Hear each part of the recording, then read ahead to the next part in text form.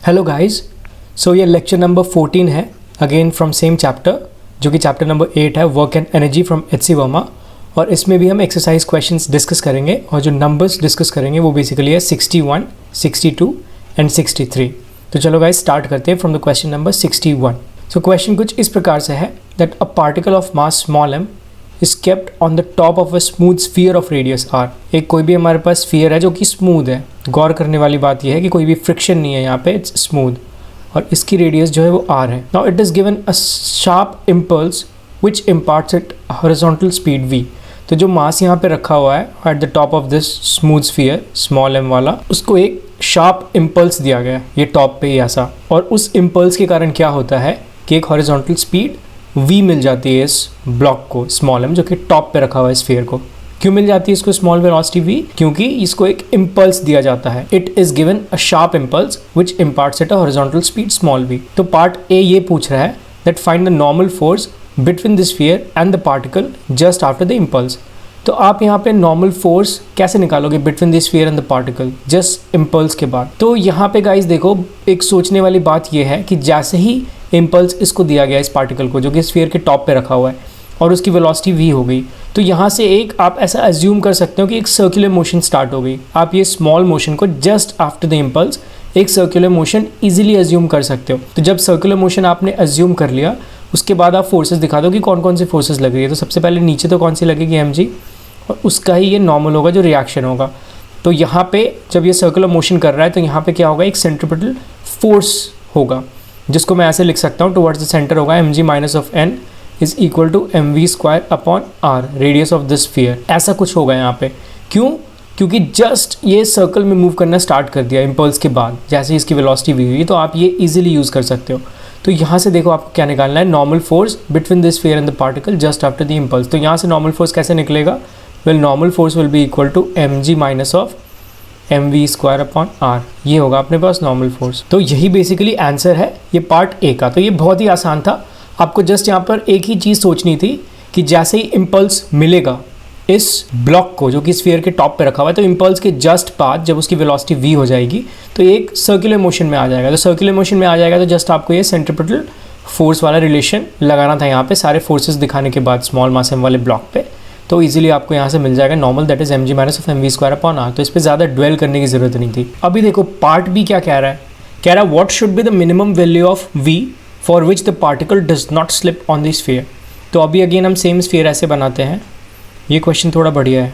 ये देखो क्या बोल रहा है कि सेम अगेन हम मानते हैं कि जो ब्लॉक है वो ऐसे टॉप पे रखा हुआ है स्मॉल मास m, और ये इम्पल्स दी गई जिसके कारण इसकी वेलोसिटी स्मॉल v हुई, जैसा कि क्वेश्चन था ये पार्ट में।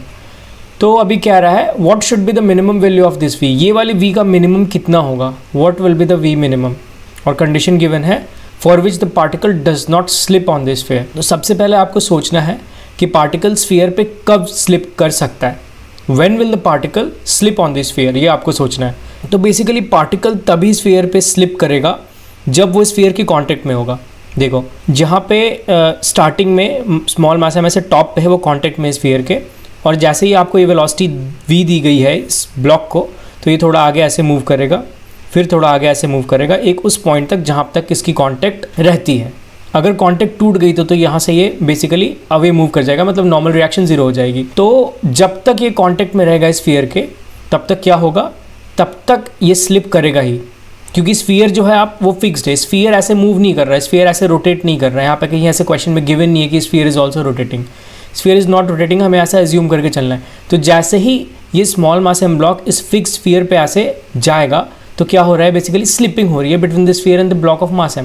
तो ये स्लिपिंग कब नहीं होगी, एक ही कंडीशन है जब स्लिपिंग नहीं होगी, कब, जब नॉर्मल रिएक्शन जीरो हो जाए। नॉर्मल रिएक्शन जीरो हो जाए इसका मतलब क्या है कि ये जो ब्लॉक है वो स्फीयर के कॉन्टेक्ट पे है ही नहीं। तो स्फीयर के कॉन्टेक्ट में नहीं है तो स्लिपिंग नहीं होगी वहाँ पे। तो यही बात समझने वाली थी पार्ट बी में कि कंडीशन गिवन है for which the particle does not slip on the sphere. तो ऐसा कब होगा, जब ये ब्लॉक हवा में हो। हवा में हो इसका मतलब क्या है कि नॉर्मल रिएक्शन जीरो हो। तो जब नॉर्मल रिएक्शन जीरो होगा तभी ये कंडीशन पॉसिबल है, ये बात समझनी थी यहाँ पे। तो उस केस में हमें मिनिमम वैल्यू ऑफ v निकालना है। This v minimum will be what. तो अगेन हमारे पास सेम इक्वेशन है। देखो इक्वेशन हम सेम फॉलो करेंगे, कौन सा वाला, कि mg minus of normal that is equal to what, mv square upon r। ये तो सेम इक्वेशन है हमारे पास, क्योंकि mg माइनस ऑफ नॉर्मल ही है जो कि इसको नेसेसरी सेंट्रीपिटल फोर्स प्रोवाइड कर रहा है। तो दिस इज दैट केस। और अब मैं क्या बोल रहा हूँ कि नॉर्मल ज़ीरो हो गया, ये हवा में है ऐसे, इतना ऊपर नहीं, बट मैं जस्ट ऐसे समझाने के लिए समझा रहा हूँ कि इतना ऊपर चला गया, बट जस्ट आपको कांटेक्ट छूटना है यहाँ पे, ये ध्यान देने वाली बात है। तो कांटेक्ट छूट गई तो नॉर्मल ज़ीरो हो गया। तो यहाँ से वेलोसिटी कितनी आएगी basically, that is equals to root under g r आएगी, और ये आपके पास आंसर होगा। तो this is basically v minimum. अब यहाँ पे बात ये आती है कि हम इसको वी मिनिमम ही क्यों बोल रहे हैं, इससे ज़्यादा अगर वेलोसिटी होगी तो क्या होगा। तो उसको देखो, आप यहाँ से देख सकते हो। जस्ट मैं अज्यूम कर रहा हूँ कि जो अपने पास v है that is basically greater than v minimum, ऐसा मैं अज्यूम कर रहा हूँ अभी इस बात को प्रूव करने के लिए इनडायरेक्ट वे में। तो आप कोई भी एक वैल्यू अज्यूम कर लो v की, ज़्यादा करूँगा तो मैं बोलूँगा रूट अंडर 2g आ रहा है अपने पास, ऐसा मैं अज्यूम करके चल रहा हूँ that our velocity is root under 2g r। तो रूट अंडर 2g r को आप ये वाले इक्वेशन में डालो। अभी नॉर्मल जीरो नहीं होगा, देखते हैं नॉर्मल की वैल्यू कितनी आएगी। तो mg माइनस ऑफ n जो होगा that will be equal to m upon r, और v स्क्वायर करोगे तो 2g r ऐसा आ जाएगा। सो r कैंसिल हो गया, दिस इज 2mg। तो यहाँ से n कितना आएगा, mg minus of 2mg that is negative of mg, ऐसा आ रहा है अपने पास। तो नॉर्मल नेगेटिव ऑफ mg है, बट नॉर्मल क्या ऐसा नेगेटिव पॉसिबल है क्या, पॉसिबल नहीं है।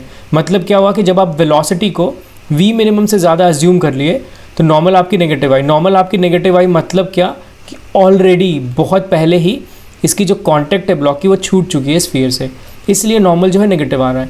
तो यहाँ पे ये हमें एक प्रूफ तो मिल गया कि जब आप वेलोसिटी को रूट अंडर जी आर से ज़्यादा अज्यूम कर रहे हो, मैंने root under 2g r assume किया तो हमें दिख गया कि नॉर्मल नेगेटिव है। इसका मतलब क्या कि कॉन्टेक्ट ऑलरेडी छूट चुका है। मतलब एक तरफ से तो समझ में आया कि हाँ ये वी मिनिमम ही है जो रूट अंडर जी आर है, क्योंकि उससे ज़्यादा ले रहे हैं तो कॉन्टेक्ट पहले ही छूट चुका है। दूसरा हमारे पास क्या है कि आप अभी जो v है उसको लेस देन वी मिनिमम मानो, फिर देखते क्या होता है। तो तब मैं मानता हूँ root under g r upon 2, ऐसा मानता हूँ मैं वेलोसिटी जो है root under g r upon 2 है। तो जब आप root under g r upon 2 मानोगे और सेम उस वाले इक्वेशन में लगाओगे mg minus of normal is equal to mv square upon r वाले इक्वेशन पे लगाओ, तो यहाँ पे आप क्या लिख सकते हो, v स्क्वायर को जी आर अपॉन 2 ऐसा। तो यहाँ से आर कैंसिल हो गया, दिस इज mg अपॉन 2। तो mg minus of mg upon 2 that is mg upon 2 is equals to normal. तो यहाँ पे देखो नॉर्मल है, this normal is finite, this is plus mg upon 2, मतलब कुछ नॉर्मल लग रहा है अभी ब्लॉक पे। तो इसका मतलब क्या है कि वो कांटेक्ट में है अभी भी। तो कांटेक्ट में है इसका मतलब क्या हुआ कि स्लिपिंग हो रही है। तो इसलिए हमें ये बात का एक हमें अंदाज़ा मिल गया कि yes this is v minimum, क्योंकि हम उससे कम वेलोसिटी ले रहे हैं तो कांटेक्ट में है, क्योंकि नॉर्मल रिएक्शन की वैल्यू फाइनाइट आ रही है, बट उससे ज़्यादा अगर ले रहे हैं v is greater than v minimum तो क्या आ रही है अपने पास, नॉर्मल की वैल्यू जो है वो नेगेटिव में आ रही है, मतलब कांटेक्ट ऑलरेडी छूट चुकी है। तो इससे एक अंदाज़ा मिल गया कि या दिस इज़ वी मिनिमम, इसलिए मैंने बताया। वैसे तो आप डायरेक्ट ऐसे निकाल लिए तो आपको समझना चाहिए कि ये वे मिनिमम ही है, बट मैं और अच्छे से समझाने के लिए, एक बिल्कुल क्रिस्टल क्लियर करने के लिए ये देख लिया कि एक बार v को ज़्यादा मान के देखते हैं, एक बार कम मान के देखते हैं वी मिनिमम से तो क्या हो रहा है। तो यहाँ पे भी बिल्कुल बात क्लियर थी। अभी चलो सी पार्ट देखते हैं। पार्ट सी में क्या कह रहा है कि assuming the velocity v to be half the minimum calculated in part b. तो पार्ट बी में हमने क्या मिनिमम वेलोसिटी कैलकुलेट किया था, well that was root under r g. अभी कह रहा है कि जो वेलोसिटी है यहाँ पे वो इसका आधा है, मतलब root under r g upon 2 है, इतनी वेलोसिटी है अपने पास। तो कह रहा है find the angle made by the radius through the particle with a vertical when it leaves the sphere. तो इस केस में जब वो स्फीयर को लीव करेगा स्मॉल मास एम ब्लॉक तो कितना एंगल होगा वो पूछ रहा है। ऐसा है हमारे पास स्फीयर इनिशियली यहाँ था, अभी मान लो किसी एक पर्टिकुलर पॉइंट पे यहाँ पे उसने लूज़ किया क्या कॉन्टेक्ट को, ऐसा, दिस इज एंगल थीटा। तो ये कॉन्टेक्ट को लूज़ किया, वहाँ की कुछ कंडीशन दी गई है कि तब इनिशियल वेलोसिटी हमारे पास कितनी थी, root under r g upon 2 थी, इतनी वेलोसिटी इम्पार्ट की गई थी। Assuming that the velocity v to be half the minimum calculated in part b. तो इतना है हमारे पास वेलोसिटी। तो कहाँ पे वो, कितने एंगल पे वो इनिशियल से कॉन्टेक्ट लूज़ करेगा, ये हमें पूछ रहा है इस क्वेश्चन में। तो जस्ट हमने यहाँ पे थीटा अज्यूम कर लिया है। तो आप क्या करोगे, यहाँ पे इसको 0.1 लेता हूँ, इसको 0.2 लेता हूँ, इन दोनों पॉइंट्स के बीच सबसे पहले तो आप कंजर्वेशन ऑफ मैकेनिकल एनर्जी लगाओगे, क्योंकि कोई भी ऐसा नॉन कंजर्वेटिव फोर्सेस इन्वॉल्व नहीं है। मतलब जो भी कंडीशंस मैंने पहले बताए थे उस कंडीशंस के तहत मैं यहाँ पे कंजर्वेशन ऑफ मैकेनिकल एनर्जी लगा सकता हूँ। कंडीशंस क्या थी, आप प्लीज़ पिछली वीडियोज़ को देखो, रिपीट करो उसको, तो आपको बिल्कुल अच्छे से समझ में आ जाएगा। तो कंडीशन 1 में यहाँ पे फर्स्ट पॉइंट पे बेसिकली मैं क्या करता हूँ, जो अपना पोटेंशियल एनर्जी वाला लाइन है उसको ये मान लेता हूँ। पोटेंशियल एनर्जी वाला लाइन मतलब क्या, जीरो पोटेंशियल एनर्जी वाला लाइन, उसको ये मान लेता हूँ दिस इज़ द डेटम। तो डेटम से यहाँ पे कितना है, ये आर है, तो कितना हो गया mg r, और वहाँ पे जो काइनेटिक एनर्जी है that is half mv square that is r g upon 4। 4 क्यों लिख रहा हूँ, क्योंकि बाई 2 है, 2 square is 4, that is equals to 0.2 पे वो कांटेक्ट छोड़ रहा है। कांटेक्ट छोड़ रहा है तो यहाँ पे नॉर्मल जीरो हो रही है, बट ये नहीं हो रहा कि वेलोसिटी जीरो हो रही है, नहीं, यहाँ पे क्या हो रहा है, नॉर्मल जीरो हो रही है, बट अभी भी वो सर्कल में रोटेट कर रहा है।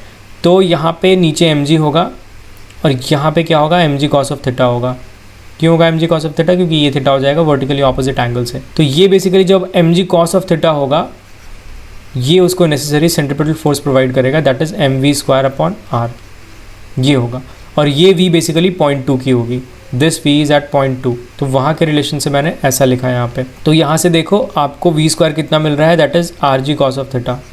ये हमें यहाँ पे v² मिल रहा है, कौन से पॉइंट पे, वेल 0.2 पे, यहाँ पे ऐसे लिख दूंगा, दिस इज़ 0.2। तो यहाँ की वेलोसिटी हमें मिल गई। अब यहाँ पे मैंने ऐसा क्यों लिखा, क्योंकि देखो नॉर्मल जीरो हो गया, क्वेश्चन में यही है ना कि कॉन्टेक्ट ब्रेक हो गया। कॉन्टेक्ट ब्रेक हो गया मतलब क्या, नॉर्मल जीरो हो गया ये 0.2 पे, एंड दैट्स वाई मैंने इसको ऐसा लिखा। तो यहाँ से आप अपने को v मिल गई, क्योंकि अभी भी ये सर्कल में मूव कर ही रहा है यहाँ पे भी। तो वहाँ से आप 0.2 की एनर्जी कैसे लिख सकते हो, एक तो पोटेंशियल एनर्जी होगी उसकी, देखो ये हाइट कितनी होगी डेटम से, well this is r, so this is basically r cos of theta. So mg r cos of theta आप लिख सकते हो प्लस ऑफ हाफ mv²। अब यहाँ पे v² क्या है, well that is rg cos theta. तो चलो इसको नेक्स्ट स्लाइड पे लिखते हैं, बट उससे पहले मैं m कैंसिल करना चाहता हूँ यहाँ पे, दिस m कैंसल्ड आउट, ये होगा। और यहाँ से हमारे पास v² ऑलरेडी है, that is rg cos of theta, ये हमने पहले ही निकाल चुका है। तो यहाँ से अगर आप देखोगे तो this is what 9gr upon 8, that is equals to this is gr cos of theta and this is gr cos of theta upon 2, gr cos of theta upon 2। तो यहाँ से मैं क्या बोलूँ इसको, 3/2 gr cos ऑफ थीटा। तो अपने पास gr cancel out हो गया, and this is what 2 times 4 is 8 and this is 3 times 3 is 9. So cos theta is what, that is 3/4. We are having this much cos theta. तो यहाँ से theta जो आया that is cos inverse 3/4 आया, and that is the answer. तो basically इतने angle के बाद जो थीटा cos इनवर्स 3/4 है, इतने एंगल के बाद वो कॉन्टेक्ट ब्रेक करेगा स्मॉल मास m, जब उसकी इनिशियल वेलोसिटी या मिनिमम वेलोसिटी से 2 times छोटी होगी, मतलब बाई 2 होगा, दैट इज़ √√rg/2 होगा। जब इतना वेलोसिटी होगा इनिशियली तो वो इतने थीटा, कितने थीटा, cos इनवर्स ऑफ 3/4 के बाद जाके कॉन्टेक्ट लूज़ करेगा ये block of small mass m। तो गाइज़ ये कुछ ऐसा बहुत ज़्यादा डिफिकल्ट क्वेश्चन था नहीं, बट आपको बिल्कुल एक एक पॉइंट को कंसिडर करके चलना था। और ये कि मिनिमम वैल्यू ऑफ v वाली थोड़ी ट्रिकी थी, इस पर कोई कंफ्यूज हो सकता है, इसलिए मैंने इसको बहुत ही क्लियरली v मिनिमम के दो तरफ ज़्यादा कम लेकर बताया है। तो अभी चलो नेक्स्ट क्वेश्चन की ओर बढ़ते हैं। दूसरा क्वेश्चन भी गाइस कुछ ऐसा है, that figure shows a smooth track. सबसे पहले तो स्मूथ ट्रैक, कोई भी फ्रिक्शन इन्वॉल्व नहीं है, which consist of a straight incline part of length l।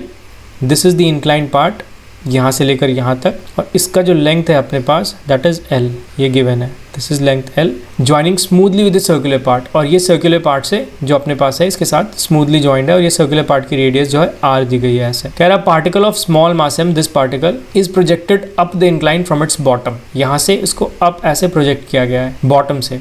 तो कह रहा है सबसे पहला जो क्वेश्चन है, find the minimum projection speed v, minimum projection speed v minimum, for which the particle reaches the top of the track. Top of the track मतलब यहाँ देखो ये पूरा ट्रैक ऐसे है, सबसे पहले स्ट्रेट है L तक, यहाँ तक। इसको मैं अगर यहाँ से A बोलूँ, इसको B बोलूँ और इसको C बोलूँ, तो अपने पास A B C, तो A B जो है वो स्ट्रेट ट्रैक है, उसके बाद सर्कल स्टार्ट हो गया B to C ऐसा। तो कह रहा है find the minimum projection speed V for which the particle reaches the top of the track. Top of the track कहाँ है, C पॉइंट पे है, तो यहाँ पे मैं इसको दिस पॉइंट को बोल रहा हूँ B, और जो टॉप ऑफ द ट्रैक है यहाँ पे हमें पहुँचाना है, दिस इज पॉइंट C ऐसा। तो कितनी मिनिमम स्पीड होगी ये क्वेश्चन में। तो गाइस जो सबसे इजी अप्रोच मुझे यहाँ पे दिख रहा है वो क्या है, कंजर्वेशन ऑफ मैकेनिकल एनर्जी, क्योंकि कुछ भी ऐसा कंडीशन नहीं है जिसको वॉइड करता है कि हम यहाँ पे कंजर्वेशन ऑफ मैकेनिकल एनर्जी नहीं लगा सकते। यहाँ पे हम easily conservation of mechanical energy लगा सकते हैं। तो क्यों ना हम पॉइंट ए और पॉइंट सी पे जब ब्लॉक पहुँच जाएगा तो वहाँ पे कंजर्वेशन ऑफ मैकेनिकल एनर्जी लगाते हैं। तो कंजर्वेशन ऑफ मैकेनिकल एनर्जी के लिए मैं डेटम क्या लेता हूँ, इसको लेता हूँ यहाँ पे पॉइंट ए पर, दिस इज़ द डेटम। यहाँ पे जो है पोटेंशियल एनर्जी को मैं जीरो एज्यूम कर रहा हूँ, potential energy is basically zero, ऐसा एज्यूम करके मैं चल रहा हूँ यहाँ पे। तो अब यहाँ से हमें हाइट कंसिडर करनी है, तो आप ओवरऑल हाइट सी पे कैसे निकालोगे, ये एक चैलेंज है आपके पास। यहाँ तक तो आप निकाल लोगे, दिस इज पॉइंट बी, यहाँ तक कैसे निकाल लोगे, this is L, so this is what, this will B L sine of theta. देखो ये जो है दैट इज थीटा, ये थीटा गिवन है हमें क्वेश्चन में, तो ये एल है, तो ये L sin थीटा हो जाएगा। तो ये आपको ईजी हो गया। तो यहाँ तक तो हाइट आप निकाल लिया पॉइंट बी तक, लेकिन पॉइंट बी से पॉइंट सी की हाइट निकालनी है, दिस वन, ये आपको हाइट निकालनी है। तो ये कैसे निकालोगे? तो इसके लिए देखो, सबसे पहले मैं इसको सेंटर से ऐसे कंबाइन करता हूँ और यहाँ से एक ऐसे मैं कंबाइन करता हूँ। तो ये जो अपने पास ए बी है वो बेसिकली टैंजेंट है इस सर्कल का। तो ये जो एंगल होगा दैट इज़ 90 डिग्रीज। तो ये एंगल अपने पास 90 डिग्री होगा and this is basically tangent. यहाँ पे दिख रहा है आपको, this is tangent, that's why this is 90 degrees. तो यहाँ पे ये अपने पास आर होगा, ये वाला, दिस विल बी आर। अगर इसको इसके सेंटर का मैं ओ लूँ तो O B is basically r, O B is the radius, यहाँ पे दिख रहा है, दैट इज़ वेरी ईजी। तो ओ बी रेडियस होगा और ये सी है। यहाँ पे मैं क्या करता हूँ, डी एज्यूम करता हूँ सी के नीचे, यहाँ पे ये जो पॉइंट ऑफ कॉन्टैक्ट है ये वाला, यहाँ पे मैं इसको डी एज्यूम करता हूँ। तो अपने पास ओ बी डी एक ट्राइंगल है, O B D is basically a triangle. Triangle कैसा? राइट एंगल ट्राइंगल है अपने पास ओ बी डी। तो O B D right angle triangle है, उसका ओ बी जो है आर है। तो अपने को ओ डी कितना मिल जाएगा? O D will be what, basically r of, अभी देखो हमारे पास एंगल नहीं है तो सबसे पहले एंगल निकालना पड़ेगा। This is theta, this will B 90, so this is what, this will B 90 minus of theta. अभी ये 90 माइनस ऑफ थीटा होगा और ये अपने पास 90 है, ये वाला मैं बताया टैंजेंट और ये रेडियस ऐसा। तो ये हो जाएगा 90 माइनस ऑफ थीटा, तो ये हो जाएगा अपने पास थीटा। अभी ये थीटा होगा तो वर्टिकली ऑपोजिट एंगल से ये भी थीटा होगा, दिस विल बी थीटा। इसको आप एक बार फिर से अच्छे से देख लेना कि कैसे ये एंगल थीटा आया है। तो ये थीटा है, this is r, so O D is what, r cos of theta. ये बहुत ईजी हो गया, OD is r cos of theta. So OD अभी आर कॉस थीटा हो गया और OC अपने पास पहले से है, OC is what, OC is radius. So आपको यहाँ से CD निकल जाएगा, CD is what, CD is basically OC minus of OD। OC अपने पास R है and that is r cos of theta. So R minus of r cos of theta is basically CD। और ये अपने पास पहले है, कौन सा? अगर मैं इसको E बोलूँ तो EB अपने पास पहले है, B is what, that is L sine of theta, ये गिवन है। और अपने पास अब जो CD है या DC बोलो that is R minus of r cos of theta. तो टोटल हाइट आपको मिल गया, total height is what, EB plus of CD। B plus of CD is basically the total height. ये टोटल हाइट क्यों मैं बोल रहा हूँ? क्योंकि जब स्मॉल मास है ये टॉप पे पहुँचेगा तो बेसिकली वो डेटम से इतना हाइट ऊपर गया है, B प्लस CD हाइट ऊपर गया है, that's why I am calling it the total height. तो टोटल हाइट अभी मैं यहाँ पे लिखूँ तो कितनी हो जाएगी? टोटल हाइट हो जाएगी L sine of theta plus of R 1 minus of cos theta, that is the total height. इतनी टोटल हाइट हो गई कहाँ पे? पॉइंट C पे। और पॉइंट A पे हमें पता है क्या है अपने पास, सिर्फ काइनेटिक एनर्जी है, that is half m v minimum square. ऐसा है जो हमें v मिनिमम निकालनी है कि वो जस्ट यहाँ पे पहुँचे। तो जस्ट यहाँ पे पहुँचे इसका मतलब क्या है कि यहाँ पे कोई वेलोसिटी नहीं है, वेलोसिटी इज जीरो, मतलब काइनेटिक एनर्जी जीरो है C पॉइंट पे। पहला क्वेश्चन क्या था? Find the minimum projection speed v for which the particle reaches the top of the track. Top of the track just reach किया, तो that's why velocity वहाँ पे zero हो गई। तो इसलिए आप A पॉइंट पे देखोगे तो हमारे पास सिर्फ काइनेटिक एनर्जी है क्योंकि वही डेटा में, इसलिए कोई भी हमारे पास पोटेंशियल एनर्जी नहीं है। और C पॉइंट पे देखोगे तो अपने पास सिर्फ पोटेंशियल एनर्जी, काइनेटिक एनर्जी नहीं है क्योंकि वहाँ पे वेलोसिटी को जीरो एज्यूम कर रहे हैं, that's why I can write it like this, L sine of theta plus of R multiplied by 1 minus cos of theta, this. तो यहाँ से m कैंसिल आउट हो गया, तो V मिनिमम कितना है अपने पास, that is equals to 2G L sine of theta plus of R 1 minus of cos of theta, this. ये ब्रैकेट क्लोज करो और इसके होल का under root, this is the answer. This is the answer to the first part. First part का ये answer था, बहुत ही easy था। अभी चलो नेक्स्ट पार्ट देखते हैं। नेक्स्ट पार्ट कह रहा है assuming that the projection speed is 2v0। जो हमने v0 इनिशियली निकाला अभी प्रोजेक्शन स्पीड, उसका डबल है प्रोजेक्शन स्पीड नेक्स्ट पार्ट में, पार्ट बी में। तो कह रहा है and that the block does not lose contact with the track before reaching its top. Top पे रीच करने से पहले उसने कहीं भी कॉन्टेक्ट लूज नहीं किया इस ब्लॉक ने, ऐसा गिवन है। तो कह रहा है find the force acting on it when it reaches the top. जब यहाँ पे पहुँचा ये टॉप पे, टॉप पॉइंट कितना था अपना C, तो वहाँ पे कितना फोर्स लग रहा है, ये क्वेश्चन है अपने पास। तो सबसे पहले तो v0 अपने को मालूम है, v0 is what, 2G L sine of theta plus of R 1 minus of cos of theta, ये है अपने पास under root of this, that is v0। तो इसको 2v0 बोल रहा है अभी। यहाँ पे जो है बेसिकली 2v0 से ऐसे प्रोजेक्ट किया जा रहा है, प्रोजेक्शन स्पीड है 2v0। और हमें निकालना क्या है, find the force acting on it when it reaches the top. जब टॉप पे पहुंचा तो कितना फोर्स एक्ट करेगा उस पर। तो सबसे पहले देखो, जब v0 था अपने पास यहाँ पे सिर्फ, तो ऊपर की वेलोसिटी जीरो थी, at point C the velocity was zero. लेकिन अभी यहाँ से उससे डबल स्पीड है, तो आप ये नहीं बोल सकते कि टॉप की स्पीड 0 होगी। अभी टॉप की स्पीड कुछ एक फाइनाइट होगी, तो उस टॉप की स्पीड को मैं अगर वी लूँ तो यहाँ पे काइनेटिक एनर्जी कितनी होगी, हाफ mv² होगी। एक ये पॉइंट अपने पास ऐड हो गया। तो apart from potential energy at the top, now we are having kinetic energy also. ये एक बात थी यहाँ पे गौर करने वाली। अभी जब यहाँ पे आप काइनेटिक एनर्जी भी लोगे तो यहाँ से आपकी वीसी निकल गई। ओके, वीसी आपके पास है, यहाँ पे टॉप की स्पीड आपके पास है, और अभी वो सर्कल पे, यहाँ पे देखो टेंजेंशियल स्पीड ऐसे है यहाँ पे अपने पास वीसी जो है, और ये सर्कल पे मूव कर रहा है। तो सर्कल पे ऐसे मूव कर रहा है, पॉइंट सी पे है ये, तो क्या होगा, एक सेंट्रिपिटल फोर्स भी हमारे पास होगी यहाँ पे। ओके, जो कि ये ब्लॉक स्मॉल m को सर्कल में मूव करवा रहा होगा। तो सबसे पहले तो इस पे फोर्सेस कौन कौन से होंगे, एक mg होगा नीचे और एक नॉर्मल होगा ऊपर।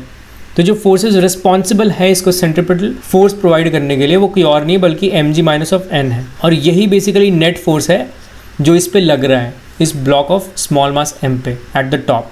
तो ये जो नेट फोर्स लग रहा है इसके कारण ही अपने पास सेंट्रिपिटल फोर्स है, और वही नेट फोर्स है जो इस ब्लॉक पे ऐसे टॉप पे लग रहा है, जो क्वेश्चन में पूछा हुआ है कि find the force acting on it when it reaches the top. तो जब टॉप पे ये रीच किया तो एक सर्कुलर मोशन में है, बट उसको सर्कुलर मोशन में होने के लिए कौन फोर्स दे रहा है, तो वो जो नेट फोर्स है, जो रिजल्टेंट फोर्स है, दैट इज mg-n, और वो किसके बराबर होगा, वेल वो mvc² अपॉन r के बराबर होगा। तो ये जो नेट फोर्स है यही क्वेश्चन में पूछा है। तो नेट फोर्स आप निकालोगे कैसे, वेल ये सेंट्रिपिटल फोर्स निकालने के बाद। तो ये ध्यान से देखना मैं क्या बता रहा हूँ यहाँ पे, आप एक बार खुद से भी सोचो इसको कि जो नेट फोर्स है जो स्मॉल मास m पे लग रहा है एट द टॉप, वो mg-n है, बट ये mg-n एक्चुअली कर क्या रहा है, ये रिजल्टेंट फोर्स, ये रिजल्टेंट फोर्स इसको सर्कल में घुमाने के लिए हेल्प कर रहा है। ये रिजल्टेंट फोर्स इस ब्लॉक को सेंट्रिपिटल फोर्स दे रहा है, और वही रिजल्टेंट फोर्स है बेसिकली जो कि इस ब्लॉक पे लग रहा है एट द टॉप। तो answer is what, mvc² upon r। But उसके लिए आपको उससे पहले क्या निकालना पड़ेगा, vc² निकालना पड़ेगा। वो कैसे निकालोगे, वो conservation of mechanical energy use करके निकालोगे। उसके लिए आपको क्या पता है, v0 पता है, v0 से आपको 2v0 पता होगा। तो अगेन सेम यहाँ पे a पॉइंट था, मैंने डेटम यहाँ पे ही लिया है, तो कंजर्वेशन ऑफ मैकेनिकल एनर्जी लगाऊँ तो एट पॉइंट a मैं लिखूँ तो अपने पास क्या है, सिर्फ वेलोसिटी है, तो kinetic energy half m 2v0², ये होगा। और टॉप पॉइंट पे क्या होगा अपने पास, टॉप पॉइंट पे पोटेंशियल एनर्जी भी होगा, काइनेटिक एनर्जी भी। तो काइनेटिक एनर्जी जो ले रहा हूँ दैट इज़ हाफ mvc² ले रहा हूँ, प्लस पोटेंशियल एनर्जी कितनी लूँगा, उसके लिए हमें हाइट पहले से पता है, mg हाइट कितना होगा अपने पास, L sin of theta plus r into 1 - of cos of theta, ये हमने पहले भी निकाला है। तो अभी ये कंप्लीट हुई हमारे पास इक्वेशन। तो यहाँ से आप देखो क्या कर सकते हो, सबसे पहले तो mm कैंसिल हो जाएगा अपने पास, और ये 2 को कैंसिल करके आप यहाँ पे 2g लिख सकते हो इजीली। तो जो vc² अपने पास आएगा that is 4v0² minus of 2g, और ये L sin of theta plus of r 1 - of cos of theta, ये होगा अपने पास।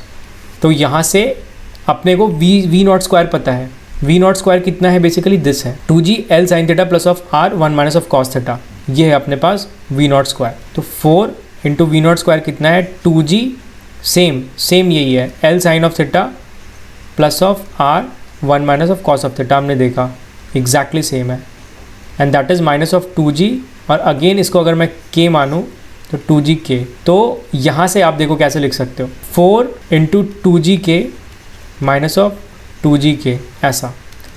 सो यहाँ पे क्या हो गया अपने पास, 2gk कॉमन आ गया, 4 - 1 इज़ 3, तो कितना हुआ 6gk, ऐसा हो गया हमारे पास, दैट इज़ vc²। ये अपने पास vc² आया। अभी vc² से हमें क्या निकालना है, mvc² अपॉन r करना है। तो आप इसमें m मल्टीप्लाई कर दो और r से डिवाइड कर दो, तो यहाँ पे कितना आ जाएगा अपने पास, mvc² अपॉन r, और वही मैं समझा चुका हूँ, that is basically the resultant force at the top. जो फोर्स एक्टिंग है एट द टॉप वो वही है। तो क्या लिख सकता हूँ मैं इसको, 6g, and this is what, L sin of theta plus of r 1 - of cos of theta, this much, and this will be m is multiplied here ऐसा and divided by r ऐसा। तो इसको फर्दर आप inside ले जा सकते हो r को। तो अगर आप इनसाइड ले जाओगे r को तो ये 6 mg होगा, and this will be what, L upon r sine of theta ऐसा plus of 1 - cos of theta, ये हो जाएगा अपने पास, and this is basically the answer. ये आंसर होगा हमारे पास पार्ट बी का। ये बेसिकली रिजल्टेंट फोर्स होगा एट द टॉप जब इनिशियल वेलोसिटी उसकी 2v0 होगी। तो बहुत ही ईजी था, अभी चलो नेक्स्ट पार्ट की ओर बढ़ते हैं। अभी देखो थर्ड पार्ट में क्या बोल रहा है कि assuming that the projection speed is only slightly greater than v naught. जो यहाँ पे हमने प्रोजेक्शन स्पीड वी नॉट लिया था फर्स्ट पार्ट में, अभी उससे स्लाइटली ग्रेटर है, मतलब v slightly greater than v naught. Slightly greater क्यों बोल रहा है? क्योंकि जब ब्लॉक ये ऐसे टॉप पे पहुँचेगा तो ये यहाँ पे जस्ट स्टे नहीं कर जाएगा, स्टे करने के अलावा ये थोड़ा आगे मूव करेगा, इसके पास मोमेंटम रहेगी ये टॉप पॉइंट सी पे भी, ताकि वो थोड़ा आगे मूव करे। और तभी क्वेश्चन ऐसा है कि where will the block lose contact with the track. जब आप थोड़ी सी स्लाइटली स्पीड ज़्यादा रखती हो प्रोजेक्शन स्पीड, तो ऑब्वियसली आगे मूव करेगा यहाँ से ऐसे, और उसके बाद ये किसी एक पॉइंट पे जाके लूज कॉन्टेक्ट करेगा। तो वही पॉइंट हमें निकालना है, वो बेसिकली एंगल थीटा निकालना है सेंटर से, दिस थीटा, ये थीटा कितना होगा। तो एक अच्छा क्वेश्चन है, फर्स्ट पार्ट के साथ ही कनेक्ट किया गया है कि अभी जो प्रोजेक्शन स्पीड है वो थोड़ा ज़्यादा है वी नॉट से, is slightly greater than v naught, ताकि ये टॉप पॉइंट पे जाके रुके नहीं बल्कि आगे थोड़ा स्लाइड करे और फिर थोड़े एक एंगल थीटा पे जाके ये कांटेक्ट लूज करे, तो वही एंगल थीटा निकालना है। तो इसको देखो गाइस कैसे अप्रोच करेंगे हमने जो भी फर्स्ट पार्ट और सेकंड पार्ट में डेटम यहाँ पे लिखा है ए पॉइंट लेके कि ये डेटम है अपना, यहाँ पे हम उसको डेटम नहीं कंसिडर करेंगे, उसको करेंगे तो थोड़ा कॉम्प्लेक्स हो जाएगा क्वेश्चन में। क्या करता हूँ, ये जो ओ पॉइंट है अपना, यहाँ पे डेटम कंसिडर करते हैं। अब ऐसे में क्वेश्चन के बीच में जाकर डेटम चेंज नहीं कर रहा हूँ, जो मैंने पहले बताया था कि क्वेश्चन के बीच में आप डेटम चेंज नहीं कर सकते। ये मैं बीच में नहीं कर रहा, बल्कि सी पार्ट को एक डिफरेंट कॉन्सेप्ट के थ्रू सॉल्व कर रहा हूँ, वहाँ पे मैं डेटम चेंज कर रहा हूँ। तो ऐसे कर सकते हो आप, एक दूसरे क्वेश्चन की तरह मैं कंसिडर कर रहा हूँ। तो यहाँ पे अगर आप डेटम लोगे तो कोई भी आप रूल ब्रेक नहीं कर रहे, क्योंकि अभी आप पूरी क्वेश्चन को इसके थ्रू ही सॉल्व करोगे यहाँ पे सी पार्ट को। तो ये डेटम ले लिया, तो ये अपना पॉइंट सी है, इसको पॉइंट डी मान लो। तो अभी सी और डी पॉइंट के बीच में हम कंजर्वेशन ऑफ मैकेनिकल एनर्जी लगा रहे हैं, और लगा भी सकते हैं, कोई भी रूल का उल्लंघन नहीं कर रहे हैं, हम आराम से सी और डी पॉइंट के बीच में लगा सकते हैं। तो सी पॉइंट पे देखोगे आप, तो जस्ट हम इसको पहुंचा रहे हैं। देखो यहाँ पे जो प्रोजेक्शन स्पीड है वो जस्ट वी नॉट से बड़ी है, तो जस्ट वी नॉट से बड़ी है, मतलब सी पॉइंट पे जस्ट वेलोसिटी जीरो हो गई है। This is not exactly zero, this is slightly greater than zero, this is slightly greater than zero. जो सी पॉइंट पे वेलोसिटी है that is slightly greater than zero, क्योंकि जो A point पे projection speed है that is slightly greater than v naught. तो इसलिए यहाँ पे इक्वेशन में आप जीरो वेलोसिटी अज्यूम कर सकते हो, बट वो स्लाइटली ग्रेटर देन जीरो होगा। तो सी पॉइंट पे सिर्फ कौन सा होगा, अभी सी पॉइंट पे अपने पास पोटेंशियल एनर्जी होगी that is m g r. R क्यों? क्योंकि ये डेटम से जो हाइट है that is r. D point पे क्या होगा अपने पास, एक तो half m we square velocity भी होगी, और दूसरी पोटेंशियल एनर्जी भी। वेलोसिटी मैं समझाता हूँ कैसे होगी। पोटेंशियल एनर्जी कितना, 10,000, so that will be r cos theta. So m g r cos theta होगा अपने पास, that is the potential energy. अभी ये वी मैं क्यों बोल रहा हूँ, देखो ये हमारे पास मोटिव क्या है कि ये सी पॉइंट से लेकर किसी एक ऐसा पर्टिकुलर पॉइंट तक जाना है इस block of mass small m को, जहाँ पे वो कॉन्टेक्ट लूज़ कर दे। तो डी पॉइंट पे मैंने ऐसा एज्यूम किया है कि कॉन्टेक्ट लूज़ किया थीटा एंगल के बाद, थीटा एंगल ट्रैवल करने के बाद। तो यहाँ पे कॉन्टेक्ट लूज़ किया मतलब नॉर्मल जीरो है, तो नीचे अपने पास ऐसे एम जी है, और ये वर्टिकली ऑपोजिट एंगल के थ्रू थीटा होगा। So this is what, this is M G cos of theta. तो ये M G cos of theta ही बेसिकली इसको सेंट्रीपिटल फोर्स प्रोवाइड कर रही है, मतलब M G cos of theta is equal to what, M we square upon R. और यहाँ से देख सकते हो आप कि वी स्क्वायर कितना आया, that is nothing but R ji cos of theta. This is the V square, ये अपने पास वी स्क्वायर आया। तो ये वी स्क्वायर बेसिकली ये डी पॉइंट वाला वी स्क्वायर है जो मैंने यहाँ पे लिखा है। तो यहाँ से आप उसको कैलकुलेट कर सकते हो एज पर दी सेंट्रीपिटल फोर्स वाला जो रूल है उसके तहत। रूल नहीं बल्कि ये जस्ट एक फोर्स बैलेंस है, और यहाँ पे नॉर्मल को मैंने जीरो किया क्योंकि क्वेश्चन वही है, where will the block lose contact with the track, वही थीटा हमें निकालना है। तो यहाँ से वी स्क्वायर को आप पुट करोगे, सबसे पहले तो एम को कैंसिल कर दो, उसके बाद g r is equal to v square को पुट करोगे that is r ji cos of theta upon 2 हो जाएगा अपने पास, plus of r ji cos of theta यहाँ पे एक आया। तो ये दोनों प्लस होके कितना हो जाएगा अपने पास, 3/2 R G cos of theta हो गया अपने पास। और ये किसके बराबर है, वेल आर जी के बराबर है। तो यहाँ पे आर जी कैंसिल हो गया, तो कॉस थीटा कितना हो गया वहाँ से देखो, that is equals to nothing but 2/3। तो थीटा कितना है अपने पास, cos inverse of 2/3, and that is the answer, ये थीटा। मतलब इतना एंगल ट्रैवल करने के बाद टॉप पे आया, वेलोसिटी जो इनिशियली है वो थोड़ा ज़्यादा है प्रोजेक्शन वेलोसिटी से पार्ट ए पे, जहाँ पे ये ब्लॉक टॉप पे जाके रुक जा रहा था। तो यहाँ पे रुकेगा नहीं क्योंकि वेलोसिटी जो है प्रोजेक्शन की थोड़ी उससे ज़्यादा है। तो उसके बाद जैसे ही ये ट्रैवल किया यहाँ से, यहाँ पे रुका नहीं, थोड़ा आगे और किया, तो कितना आगे जाके वो एंगल बेसिकली कॉन्टेक्ट लूज़ कर रहा है इस स्फीयर से, वो निकालना था।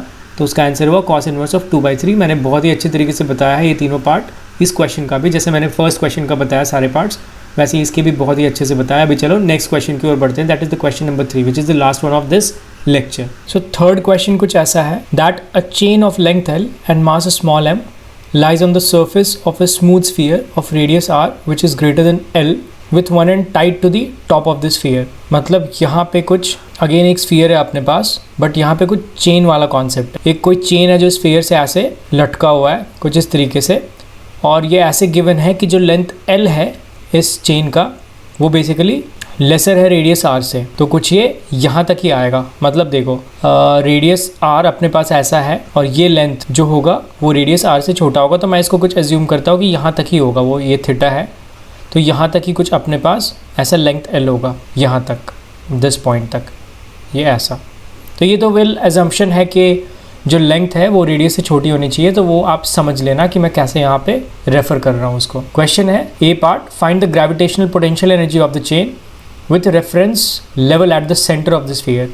सेंटर ऑफ द स्फीयर पे रेफरेंस लेवल गिवन है। मैं फिर से एक बार डायग्राम बनाऊँ तो अपने पास कुछ ऐसा एक स्फीयर है और ये सेंटर है, ये सेंटर पे अपने पास रेफरेंस है, मतलब सेंटर पे डेटम गिवन है, datum is eight the centre, और अपने पास जो भी चेन है वो कुछ ऐसा है, यहाँ तक मान लो ये कुछ ऐसा है अपने पास, and this is the radius, ये ऐसा यहाँ पे रेडियस है और ये ऐसा है पूरा यहाँ पे। तो आपको ग्रेविटेशनल पोटेंशियल एनर्जी निकालने के लिए क्या हमें बेसिकली पता है, दैट इज़ mgh हमें पता है, बट यहाँ पे ये चेन है ऐसे डिस्ट्रीब्यूटेड है, मतलब मास जो है वो ऐसे यूनिफॉर्मली डिस्ट्रीब्यूटेड है। ये अजम्पशन है हमारे चेन को लेकर, ये क्वेश्चन में गिवन नहीं होगा आपको, बट आपको अज्यूम करना पड़ेगा दैट द मास डिस्ट्रीब्यूशन जो चेन का होता है दैट इज़ यूनिफॉर्म होता है, और यहाँ पे लेंथ है तो लेंथ में यूनिफॉर्मली डिस्ट्रीब्यूटेड है। मतलब अगर m मास में मान लूँ इस चेन का जो कि लेंथ L का है, तो dm मास अगर इस चेन का लूँ मैं, तो उसकी जो मास होगी, मतलब dm इन द सेंस की dx लेंथ, मतलब L लेंथ का मास जो है वो m है, तो dx लेंथ का मास अगर मैं निकालूँ तो दैट इज़ m/L dx, और ये जो m/L dx है that is basically dm, m/L dx that is nothing but dm ये। तो मैं ग्रेविटेशनल पोटेंशियल एनर्जी ऐसे डायरेक्ट तो mgh लिख नहीं सकता, इसलिए मैं क्या करूँगा, स्मॉल मासेस कंसिडर करूँगा। तो एक किसी भी पर्टिकुलर थीटा पे, यहाँ पे कम्प्लीटली कैलकुलस का खेल है, तो ये थीटा एंगल पे मैं एक डी थीटा ऐसा एज्यूम करता हूँ, और ये डी थीटा है तो ये वाला जो होगा वेल ये dx होगा अपने पास, dx होगा ये अपने पास स्मॉल लेंथ dx, और इस dx की जो मास होगी that is m/L into dx होगा अपने पास। और dx को मैं क्या लिख सकता हूँ, अभी देखो ये रेडियस है अपने पास, तो हमें पता है theta is equal to L/R होता है, ये हमें नोन है पहले से। तो जो डी थीटा होगा that will be what, dx/r होगा अपने पास। तो dx कितना हुआ, that is r d theta. यहाँ से हमें एक चीज़ पता चल गया, dx is equal to r d theta. तो यहाँ से आप इसको लिख सकते हो m/L r d theta, that is what, that is basically the mass of this small element dx। तो ये मास हमारे पास मिल गया, यहाँ पे मास कितना है m/L r d theta. g तो सेम होगा, और h जो होगा वो आपको डेटम यहाँ से लेना है, तो यहाँ पे h कितना होगा, वेल ये थीटा लिए हो आप, तो जो h होगा that is r cos theta. देखो ये r है, तो this is what, this is r cos theta, तो ये अपने पास h हो गया, तो into r cos of theta ये हो गया अपने पास। तो यहाँ से इसको आप निकालोगे तो टोटल अगर मैं लिखूँ तो कैसे लिखूँगा, यहाँ पे ये बेसिकली अपने पास mgh हो गया, बट इसको इंटीग्रेट हमें कहाँ से कहाँ तक करना है, वेल इसको जो इंटीग्रेट करना है, देखो सबसे पहले तो इंटीग्रेशन का ये जो वेरिएबल है दैट इज़ थीटा है, डी थीटा है, तो थीटा है, तो थीटा पे लिमिट्स हमें लगाना पड़ेगा। तो जो इनिशियली चेन यहाँ पे जो फिक्स है that is theta is equals to 0, theta 0 हो गया अपने पास, और जो फाइनली है जहाँ तक है ये लेंथ L है, लेंथ L है अपने पास और रेडियस R है, तो थीटा कितना होगा L/R, तो L/R थीटा होगा अपने पास। तो जो फाइनल लिमिट होगा that is L/R, so 0 to L/R आपको इंटीग्रेट करना है। तो इसको इंटीग्रेट करने के बाद आपके पास क्या आएगा, देखो m/L r² और g, ये तो कॉमन आ गया, मतलब बाहर आ गया, दैट इज़ कांस्टेंट, और cos थीटा d थीटा इसका इंटीग्रेट करना है हमें, और लिमिट कहाँ है 0 टू L/R है। तो यहाँ से मैं लिखूँ तो mg/L r², cos थीटा का इंटीग्रेशन क्या होता है, दैट इज़ साइन थीटा है फ्रॉम 0 टू L/R। तो यहाँ से कितना आ गया, mg/r² sign of L/R upon L, ये हो गया अपने पास आंसर। इतना बेसिकली ग्रेविटेशनल पोटेंशियल एनर्जी हुआ इस चेन का जब वो यहाँ से फिक्स है ऐसे ऊपर से, तो that is basically the gravitational potential energy of the chain जब ये फिक्स है फर्स्ट केस में। अभी पार्ट बी क्या कह रहा है, that suppose the chain is released and slides down the sphere. अभी जो यहाँ पे मैंने फिक्स बता रहा था इसको, अभी क्या है, यहाँ से चेन को रिलीज़ कर दिया गया और जैसे रिलीज़ कर दिया गया तो ऑब्वियसली वो ऐसे नीचे मूव करेगा चेन। तो कह रहा है find the kinetic energy of the chain when it has slid through an angle theta. मतलब देखो मैं एक छोटा सा डायग्राम यहाँ पे बनाऊँ तो कुछ ऐसा यहाँ पे सिचुएशन बन रहा है अपने पास कि सबसे पहले तो यहाँ पे ऐसे फिक्स है चेन, ये ऐसे फिक्स है, ये लेंथ L मान लो, दिस वन इज़ L। अभी कह रहा है यहाँ से रिलीज़ किया गया और ये थोड़ा ऐसे नीचे गया, तो थोड़ा नीचे गया तो मान लो कि यहाँ से थीटा एंगल स्लिड गया, मतलब गिवन ही है क्वेश्चन में कि it has basically slid through an angle theta. तो थीटा तो इनिशियल वाला भी जो यहाँ पे A है वो अब यहाँ पे A हो जाएगा, मतलब थीटा एंगल गया। और ये जो B था यहाँ, ये बेसिकली ऐसे आगे जाएगा और कुछ यहाँ तक होगा अपने पास। और अब ये वाला जो लेंथ होगा दैट इज़ L होगा, ये वाला लेंथ L होगा। और ये basically again same theta is equal to L upon R होगा ही होगा। थीटा नहीं, इसको कुछ और थीटा डैश बोलो, that will be equal to L upon R। तो ये तो होगा ही। बट यहाँ पे जो थीटा, अगर मैं लिमिट लगाऊँ, मतलब यहाँ पे अगर मैं लिमिट लगाऊंगा थीटा पे, तो क्या होगा, इनिशियल जो होगा वो थीटा होगा और थीटा से कहाँ तक जा रहा है ये, well theta plus of L upon R तक, theta to theta plus of L upon R तक। तो ये लिमिट होगा अपने पास from theta to theta plus L upon R। इसका आगे यूज़ आएगा, इसलिए मैं अभी बता दिया इसको कि कैसे लिमिट यहाँ पे डिसाइड किया मैंने, क्योंकि जो चेन है that is slid through angle theta. तो इसीलिए अब ये जो A पॉइंट है वो थीटा एंगल से स्लाइड हुआ और जो ये B पॉइंट आप मान लो ये यहाँ पे B हो गया। तो B अभी जो पॉइंट है वो यहाँ से पहले वाले A से कितना है, theta plus of L upon R है। तो theta to theta plus of L upon R, ये लिमिट आपको सेट करना पड़ेगा, आगे मैं बताऊंगा। तो सबसे पहले तो हम kinetic energy of the chain कैसे निकालें when it has slid through an angle theta. तो वेल देखो यहाँ पे अगेन आपको same conservation of mechanical energy के तरीके से सोचना पड़ेगा, क्योंकि सब कुछ यहाँ पे क्या है, स्मूथ है। मतलब आप यहाँ पे लगा सकते हो कंजर्वेशन ऑफ मैकेनिकल एनर्जी, सारे कंडीशन यहाँ पे वैलिड हैं उसको लगाने वाले, कोई भी उस कंडीशन को वॉइड नहीं करता है, इनवैलिड नहीं करता है। वो कंडीशंस क्या है मैं पहले ही बता चुका हूँ, आप पिछली वीडियोस देख लेना। तो इनिशियली जब ये फिक्स था, मतलब जहाँ से रिलीज़ किया गया इनिशियली, तो वहाँ पे उसकी जो वेलोसिटी है दैट इज़ 0 प्लस कुछ एक पोटेंशियल एनर्जी होगी। तो मैं इनिशियल पोटेंशियल एनर्जी लिखता हूँ। फाइनली जब थीटा एंगल से, ये वाला फाइनल है, this is what final case and this is initial scenario, this is initial scenario and this is final scenario. तो इनिशियल सिनेरियो में देख रहा आपको पोटेंशियल एनर्जी है, काइनेटिक एनर्जी नहीं है क्योंकि वहाँ से रिलीज़ किया गया। फाइनल सिनेरियो में क्या होगा, आपके पास काइनेटिक एनर्जी भी होगी फाइनल प्लस पोटेंशियल एनर्जी भी होगी फाइनल, ऐसा। और आपसे क्वेश्चन क्या पूछा है, kinetic energy of the chain when it has slid through an angle theta. तो मतलब काइनेटिक एनर्जी फाइनल आपसे पूछा है, तो that will be equal to what, potential energy initial minus of potential energy final, कुछ ऐसा आप बोल सकते हो। तो इसका मॉड में लगा दूंगा। तो मॉड लगा दोगे मतलब आपको जस्ट एक चेंज इन पोटेंशियल एनर्जी निकालना है। You need to find the change in potential energy, अगर मॉड के टर्म्स में देखें तो, क्योंकि काइनेटिक एनर्जी नेगेटिव नहीं हो सकता, ये हमें पता है। तो अगर नेगेटिव आएगा तो आप उसको पॉजिटिव कर ही दोगे। तो उसके थ्रू आपको just change in potential energy निकालना है। ये इक्वेशन हमने यहाँ से देखा। तो चेंज इन पोटेंशियल एनर्जी हम कैसे निकाल सकते हैं, वेल इनिशियल पोटेंशियल एनर्जी अपने पास है ऑलरेडी। इनिशियल मतलब क्या, जब ये इनिशियल कॉन्फिगरेशन में था तो हमने पार्ट ए का ही क्वेश्चन था that find the gravitational potential energy of the chain, तो वो हम ऑलरेडी निकाल चुके हैं and that is mg/r² upon L sine of L upon R अपने पास है। अभी हमें क्या निकालना है, बस फाइनल वाला निकालना है। तो इक्वेशन सेम होगा हमारे पास, जैसे हम कैलकुलस यूज़ कर रहे थे, वेल सेम वैसे ही कैलकुलस यूज़ करना है। बट अभी लिमिट, ये लिमिट ऑफ इंटीग्रेशन चेंज हो जाएगी। और ये लिमिट क्या है मैं बता चुका हूँ। लिमिट क्या है, theta to theta plus of L upon R, क्योंकि अभी ऐसा है। देखो आपको इस कॉन्फ़िगरेशन में पोटेंशियल एनर्जी निकालनी है। तो थीटा जो इनिशियल होगा दैट इज़ थीटा और फाइनल होगा theta plus of L upon R। तो यहाँ पे जस्ट लिमिट चेंज हो जाएगा आपका, ये थीटा हो जाएगा और ये theta plus of L upon R हो जाएगा। और ये सेम होगा, सेम mr² g अपॉन L cos theta d theta, like this. तो इसको आप सॉल्व करोगे तो अगेन mr² g अपॉन L तो बाहर निकल जाएगा, cos थीटा का साइन थीटा हो गया integration and this is theta to theta plus of L upon R, ऐसा। तो यहाँ से कितना है अपने पास, mr² g अपॉन L sine of theta plus of L upon R like this minus of sine of theta, ये है अपने पास। और जो इनिशियल पोटेंशियल एनर्जी थी वो बेसिकली वो ये थी अपने पास।